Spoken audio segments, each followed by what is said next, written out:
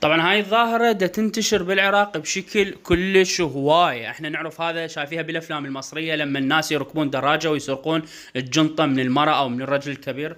هاي الظاهرة حقيقة دا تنتشر وما حد دا يقدر يصعد او ما حد دا يقدر يسيطر عليها. فمراهقين يصعدون دراجة مثل ما تشوفكم هاي امامكم، هاي المرأة العراقية راجعة مستلمة التقاعد وخامطين يعني مالتها الجنطة مثل ما دا تشوفون امامكم يعني.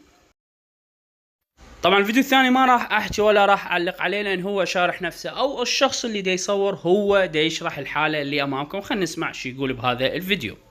المرة الكبيرة بالسن تلم زبالة من الصبح، عايشة هنا باعوا لها. ليش؟ الله ما تخافونه ولكم بكتوا البلد كله، ولكم هذا حال العراقية تلم من الزبالة. ام عراقية كبيرة بالسن هذا حالها. الله ما تخافوا، ولكم انسانية ما عندكم، غيرة ما عندكم، نخوة عربية عراقية ما عندكم.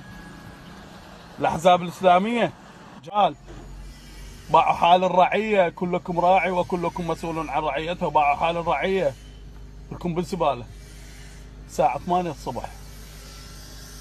غيره ما بيكم.